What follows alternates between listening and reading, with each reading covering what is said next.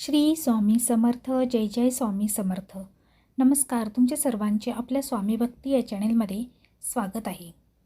आता श्रावण महिना चालू आहे आणि या श्रावण महिन्यामध्ये आपण जीविताचे व्रत करत असतो.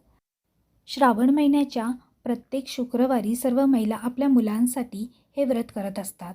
तर ह्या व्रतामागे किंवा या जीवितामागे कोणती कथा आहे, याच्यामागे कोणते सत्य आहे, ते आज आपण आजच्या व्हिडिओमध्ये जाणून घेणार आहोत.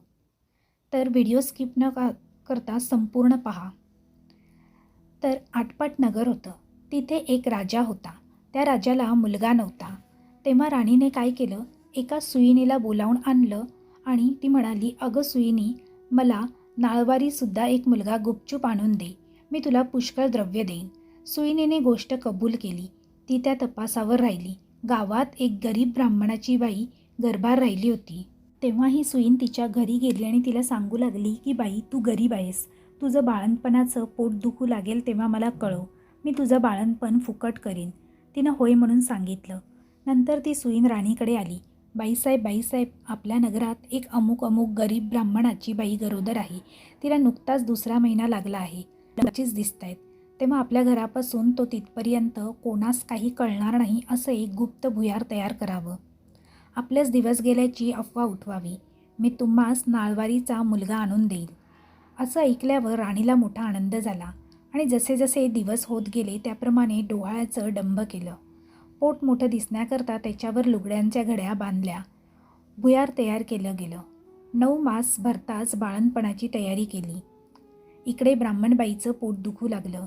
सुईणीला बोलावून आलं. त्याबरोबर तुम्ही पुढं व्हा, मी येते म्हणून तिनं सांगितलं. धावत धावत राणीकडे आली आणि पोट दुखण्याचं ढोंग करून सांगितलं. नंतर ब्राह्मणाच्या घरी आली. बाई, तुझी आहे पहिली खेप. डोळे बांधलेस तर भिणार नाहीस, नाही बांधलेस तर भय वाटेल असं सांगून तिचे डोळे बांधले. ती बाळंतीण झाली आणि तिला मुलगा झाला. सुईणीने एका दासीकडून भुयाराच्या वाटेने मुलगा राणीकडे पाठवला व तिनं वरवंटा घेऊन त्याला एक कुंचा बांधला आणि तिच्यापुढे ठेवला. मग बाईचे डोळे सोडले. तुला वरवंटाच झाला असं सांगू लागली. तिनं नशिबाला बोट लावलं. मनामध्ये दुःखी झाली. सुईण निघून राजवाड्यात गेली. राणीसाहेब बाळंतीण झाल्याची बातमी पसरली. मुलाचं कोड कौतुक होऊ लागलं. इकडे ब्राह्मणबाईने नियम धरला. श्रावणामासी दर शुक्रवारी जिवतीची पूजा करावी आणि नमस्कार करून म्हणावं की जय जिवती आई माते, जिथे माझं बाळ असेल तिथं खुशाल असो. असं म्हणून तिनं तांदूळ उडवावे, ते या मुलाच्या डोक्यावर पडावे. हिरवं लुगडं नेसणं, हिरव्या बांगड्या लेणं वर्ज्य केलं. कारलीच्या मांडवाखालून जाणं वर्ज्य केलं. तांदूळाचं धुणं ओलांडणं बंद केलं. याप्रमाणे ती नेहमी वागू लागली. इकडे राजपुत्र मोठा झाला. एके दिवशी बाहेर फिरायला निघाला. त्या दिवशी ती नाहून आपल्या अंगणात राळे राखीत बसली होती. तेव्हा याची नजर तिच्यावर गेली. हा मोहित झाला व रात्री तिची भेट घ्यायची म्हणून निश्चय केला. रात्री तिच्या घरी आला. दारात गाय वासरू बांधली होती. चालता चालता राजाचा पाय वासरांच्या शेपटीवर पडला. वासराला वाचा फुटली. ते आपल्या आईला म्हणालं, कोणा पाप्याने माझ्या शेपटीवर पाय दिला? तेव्हा ती म्हणाली, जो आपल्या आईकडे जावयास भीत नाही तो तुझ्या शेपटीवर पाय देण्यास भिईल काय?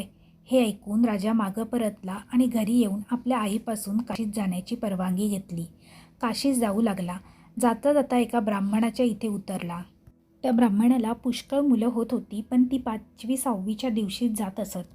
राजा आला त्या दिवशी चमत्कार झाला. 5वीचा दिवस होता. राजा दारात निजला होता. 7वी रात्री आली आणि म्हणू लागली, कोण ग मेलं वाटेत पसरलं आहे?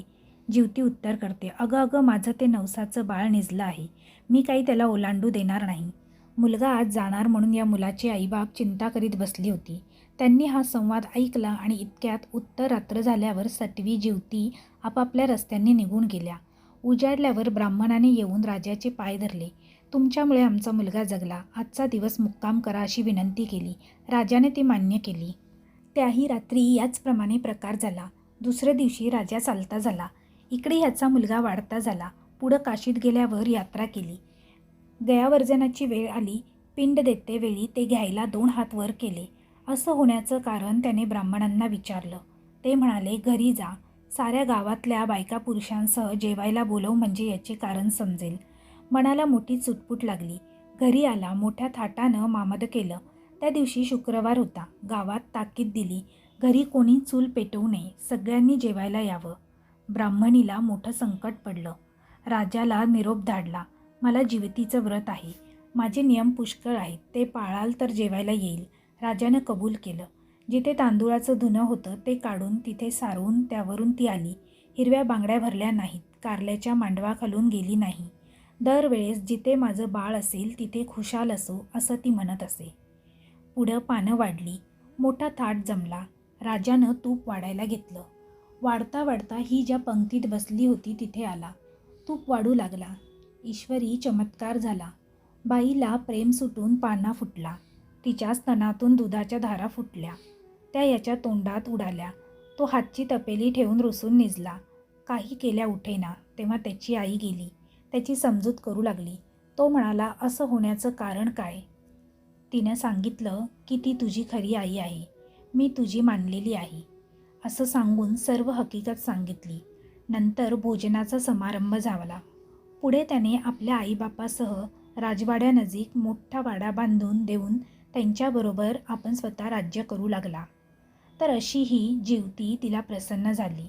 तशी तुम्हा सर्वांनाही हो, आम्हा सर्वांनाही हो म्हणून आपण सर्व ही शुक्रवारची जिवितीचे व्रत करत असतो.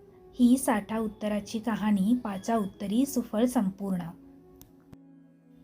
तर मैत्रिणींनो, आजची कथा तुम्हाला आवडली असेल तर तुमच्या जास्तीत जास्त मैत्रिणींसोबत शेअर करायला विसरू नका. त्याचप्रमाणे माहिती आवडल्या असल्यास माहितीला लाईक करा आणि शेअर करा. व्हिडिओ आवडला असल्यास चॅनेलला सबस्क्राईब करा आणि बेल आयकॉनवर सेट करून ऑलवर सेट करा, जेणेकरून तुम्हाला नवनवीन व्हिडिओचे नोटिफिकेशन लगेचच मिळतील. श्री स्वामी समर्थ. जय जय स्वामी समर्थ. श्री स्वामी समर्थ. जय जय स्वामी समर्थ. धन्यवाद.